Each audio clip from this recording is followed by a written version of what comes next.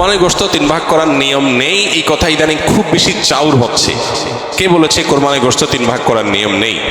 এখানে একটি ভুলকে সংশোধন করতে গিয়ে আরেকটা ভুল আমরা করে বসছি অনেকে, আর সেটি হলো কোরবানির গোশত এ সম্পর্কে আল্লাহ রাব্বুল আলামিন কোরআনে হাকিমে বলেছেন, ফাকুলু মিনহা ওয়া তাইমু আল কানিআ ওয়াল মুতাররা। কোরবানি গোশত নিজেরা খাবে এবং সেই সাথে নিজের আত্মীয় স্বজন, প্রতিবেশী, বন্ধু বান্ধব, আপনজন তাদেরকে খাওয়াবে, আরেক ভাগ গরিব দুঃখী অভাবী মানুষদেরকে দিবে, অর্থাৎ 3 ভাগে ভাগ করবে। এটা মুস্তাহাব, ভালো।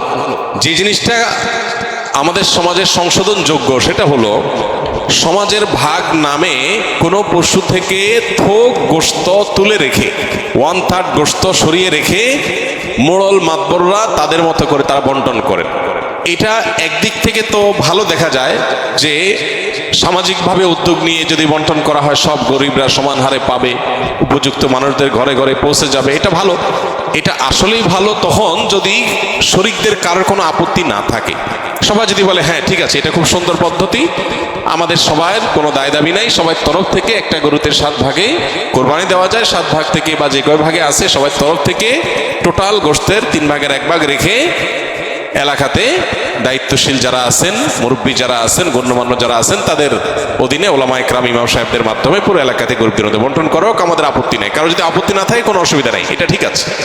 যেহেতু এই জাতীয় ক্ষেত্রে একজন মানুষ তার নিজস্ব কোনো আত্মীয় আছে, গরিব আছে দূরে, তাকে একটু বেশি করে দিবে বা তার মতো করে সে একটু বন্টন করবে, এই বিষয়গুলোর সুযোগ যেহেতু থাকে না ওই সমাজের ভাগ আলাদা করে তুলে ফেলার কারণে, এই বিষয়টা যদি কোনো শরিকদের কারোর আপত্তি থাকে তাহলে এটা উচিত না, তাহলে সেক্ষেত্রে তার হক নষ্ট হবে। কারণ কারোর কোরবানি গোশত তিনি কি করবেন না করবেন, তাছাড়া 3 ভাগ করার যেহেতু ফরজ না, ওয়াজিব না, আবশ্যক না, অতএব আপনি জোর করে তার কাছ থেকে নিবেন না, এটা হলো মূল বিষয়। অতএব খোলাসা কথা হলো এই 3 ভাগের 1 ভাগ সমাজের ভাগ যেটা উত্তোলন করা হয়, এটা উত্তোলন করে দিয়ে গরিবদেরকে পৌঁছানো হয়। আর যাদের কোরবানি তাদের যদি এটা নিয়ে কোনো আপত্তি না থাকে তাহলে কোনো অসুবিধা নাই, আদায় হয়ে যাবে সবার কোরবানি, এবং এটা কোনো গুনাহের বিষয় না, বরং সওয়াবের বিষয়। আর যদি কারোর আপত্তি আছে বলে মনে হয় তাহলে সেক্ষেত্রে এটা না করে তাকে স্বাধীনতা দেওয়া উচিত। তিনি 3 ভাগ করবেন না, একটু কম বেশ করবেন, শরীয়ত যেহেতু তাকে বাধ্যতামূলক করে নাই, অতএব সেটা তার উপর ছেড়ে দেওয়া উচিত। কিন্তু 3 ভাগ করে কিছুটা নিজে খাওয়া, কিছুটা আত্মীয় স্বজন, কিছুটা গরিব দুঃখীকে দেওয়া, এটা মুস্তাহাব, এটা ভালো, এটা করা উচিত।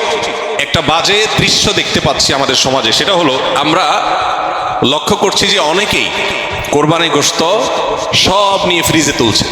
খুবই দুর্ভাগ্যজনক বাস্তবতা। যেখানে গরিব দুঃখীর হক আছে তাদেরকে দেয়া দরকার, তাদের জন্য 1 ভাগ রাখার নির্দেশনা শরীয়তে আছে, সম্ভব হলে আরো বেশি রাখা উচিত, সেটা না করে বেশিরভাগ মানুষজন আজকাল সব ফ্রিজে ভরে রাখে, নামকা আসতে সামান্য কিছু গরিব দুঃখীকে দিয়ে আর বাকিটা স্তূপ দিয়ে রাখে সারা বছরের গোশত সংগ্রহ রাখার প্রয়োজনে। তো এটা কোরবানির তাৎপর্যকে নষ্ট করে। যে লোক আল্লাহকে সন্তুষ্ট করবার জন্য কোরবানি করেছে, সওয়াবের উদ্দেশ্যে কোরবানি করেছে, এটা তার কাজ হতে পারে না। অতএব 3 ভাগের 1 ভাগ করে গরিব দুঃখীকে গোশত দেওয়ার ব্যাপারটিতে আমাদের আরো বেশি আন্তরিক হওয়া উচিত। সম্ভব হলে বেশিরভাগ গরিব দুঃখীকে দিয়ে সামান্য একটু নিজে রাখলে আরো ভালো, যদি মনে হয় গরিব দুঃখী অভাবী মানুষের সংখ্যা বেশি হয়। অতএব 3 ভাগ করতে শরীয়ত ফরজ বা আবশ্যক করে নাই, ওয়াজিব করে নাই, এটা ঠিক, কিন্তু এর মানে এই না যে আমাদের সব গোশত ফ্রিজে নিয়ে ভরা উচিত, সেটাও ঠিক না। অতএব আল্লাহ তাআলা আমাদেরকে বুঝার তৌফিক দান করুন। কোরবানির জন্য কি পরিমাণ সম্পদের মালিক হতে হয়? কোরবানির ঈদের দিনগুলোতে, ঈদের দিন এবং তারপরে যে আরো 2 দিন 3 দিন কোরবানি করা যায় সর্বসাকুল্যে, এই দিনগুলোতে যার কাছে 52.5 তোলা রূপা কিংবা 52.5 তোলা রূপার বাজার মূল্য পরিমাণ টাকা অথবা এই জাতীয় সম্পদ থাকে যেটা যাকাতের সম্পদ হিসাবে কাউন্ট হতে পারে, এরকম সম্পদের মালিক যদি কেউ থাকে ঈদের দিনে, তাহলে সেক্ষেত্রে তার উপরে কোরবানি ফুকায়ে হানাফের মতে ওয়াজিব, অন্য আরেক ওলামাদের মতে সুন্নাহ।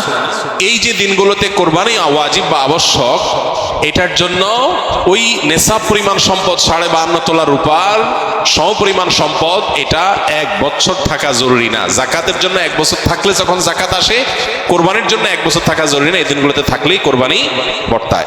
আমরা বিভিন্ন কবিরাজের কাছে তাবিজ কবজ নিয়ে থাকি, এগুলো ব্যবহার করা কি জায়েজ ইসলামের শরীয়ত দৃষ্টিকোণ থেকে জানাবেন প্লিজ।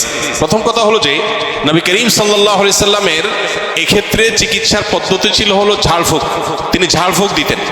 অতএব ঝাড়ফুঁক দেওয়ার এই আমলটা আমাদের করা দরকার এবং এই অভ্যাসটা বাড়ানো দরকার। সাহাবীদের মধ্যে কেউ কেউ সূরা ফাতিহা লিখে ঝুলিয়ে রেখেছেন, এটি সাব্যস্ত হয়। এই জন্য অনেক উলামা ইকরাম বলেন শেফার নিয়তে বিশেষ করে বাচ্চারা যারা পড়তে পারে না এদেরকে যদি কোরআনের কোনো আয়াত, হাদিসে বর্ণিত কোনো দোয়া লিখে ঝুলিয়ে দেওয়া হয় সেটা জায়েজ আছে। বাকি হাদিসে যে মানে আল্লাহ তামিমাতান ফাকাদ আশরাকা রয়েছে, যে ব্যক্তি তামিমা ঝুলালো, মাদুলি ঝুলালো, সে শিরক করলো। এখানে এই শ্রেণীর উলামা ইকরামের মত হলো এই হাদিসের দ্বারায় বিভিন্ন প্রতিমাদের নামে যে তামিমা ঝোলানো হতো বা যেভাবে তামিমাকে আলাদা কোনো প্রভাবশালী মনে করে তামিমা বা মাদুলি ঝোলানো হতো সেটার কথা বলা হয়েছে। যদি কেউ কোরআনে কারীমের আয়াত পড়ে ঝাড়ফুঁক দেয় সেটা হবে সরাসরি সুন্নাহ। নবী করিম সাল্লাল্লাহু আলাইহি সাল্লাম কখনো তাবিজ দেন নাই, ব্যবহারও করেন নাই, দিতে বলেনও নাই। তবে তিনি যেটা করেছেন সেটা হলো কি, পানি বা তেল বা শরীরে বিভিন্ন বস্তুতে দোয়া পড়ে, দুরূদ পড়ে, কালাম পড়ে আল্লাহর ফু দিয়েছেন, এটাকে ঝাড়ফুঁক বলা হয়। এটা হলো সুন্নাহ। আর বাকি কোরআনে কারীমের আয়াত এবং কোরআন হাদিস বর্ণিত দোয়া দিয়ে যদি শুধুমাত্র তাবিজ ঝুলানো হয়, যারা পড়তে পারে না, অসুবিধা হয়, তাহলে সেক্ষেত্রে এটাকে ওলামা ইকরাম জায়েজ বলেছেন। অনেক ওলামা ইকরাম জেনারেলি সব ধরনের তামিমাকেই না জায়েজ বা নিষেধ বলেন। তবে নিরাপদ হলো সুন্নাতে থাকা, অর্থাৎ ঝাড়ফুঁকের মধ্যেই থাকা। বাকি তাবিজ কবজে আজকাল দেখা যায় বিভিন্ন নাম্বার লেখা, নাম লেখা, শয়তান টয়তান ইত্যাদি লেখা, এগুলো নাজায়েজের ব্যাপারে কারোর কোনো দ্বিমত বা ভিন্নমত থাকার কোনো কারণ নাই। অনেকে অনেক বিভিন্ন রকমের ওই যে কাঠের গুড়ি, চামড়া ইত্যাদি কেটে ঝুলায় রাখে, এটা লাগালে উপকৃত হবে এরকম একটা বিশ্বাস থাকে। এটা বৈজ্ঞানিকভাবে বা অভিজ্ঞতা দ্বারাও প্রমাণিত না, আবার কোরআন হাদিসের আলোকেও প্রমাণিত না। বিধায় এই বিষয়গুলো সন্দেহাতীতভাবে কুসংস্কার। আবু বকর সিদ্দিক লিখেছেন, ইউটিউব, মেটা ও সোশ্যাল মিডিয়া থেকে বিজ্ঞাপনের মাধ্যমে টাকা ইনকাম করা কি হালাল হবে? এ বিষয়ে আমরা বহুবার উত্তর দিয়েছি। যারা এখানে প্রশ্ন করেন, স্কিলের ভাইরা বিশেষ করে, মেহরবানি করে আগে দেখবেন এই বিষয়ে আগে কোনো উত্তর আছে কিনা, থাকলে সেটা দেখে নেবেন, অযথা এখানে সেটাকে যেন রিপিট করা না লাগে। সোশ্যাল মিডিয়াতে অ্যাডসেন্সের মাধ্যমে এভাবে উপার্জন করা জায়েজ নাই। বিশেষ করে আপনারা অনেকেই কন্টেন্ট ক্রিয়েশন কোর্সে আছেন, যারা হয়তো ভবিষ্যতে উপার্জনের একটা পথ হিসাবে এদিকে যেতে পারেন, এটাকে কোনো ওলামা ইকরামই জায়েজ বলেন না। বিকজ প্রথমত আপনার চ্যানেলে বা পেজে আপনি যখন অ্যাডস, আপনি যখন মনিটাইজেশন করবেন, তখন যে অ্যাডগুলো আসবে এগুলো আপনার সবগুলো আপনার নিয়ন্ত্রণে না। কিছু ক্যাটাগরি আপনি ফিক্স করতে পারবেন, বাকি সবগুলো আপনার নিয়ন্ত্রণে না। ফলে এখানে মিউজিক থাকতে পারে, হারাম কোনো প্রোডাক্টের অ্যাডভার্টাইজমেন্ট হতে পারে, এখানে হারাম কিছু থাকতে পারে যেটা শরীয়ত অ্যালাউ করে না, সেটা আপনার চ্যানেলে অ্যাড চালিয়ে আপনি টাকা উপার্জন করছেন, যেটা সুস্পষ্টভাবে গুনাহ। অর্থাৎ একটা হারাম জিনিসের প্রচার করে আপনি টাকা নিচ্ছেন, বা একটা হারাম অ্যাডভার্টাইজ দেখায় মানুষকে গুনাহগার বানায় আপনি টাকা নিচ্ছেন, এটা তো জায়েজ হবে না।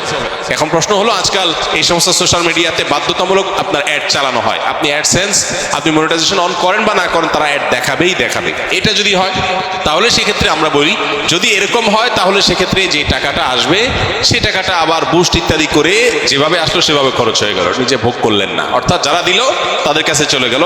অ্যাডটা দেখানোটা আপনার নিয়ন্ত্রণে নাই, তারা ইচ্ছাকৃত বা জোরপূর্বক দেখাচ্ছে, তাদের ব্যাপারে।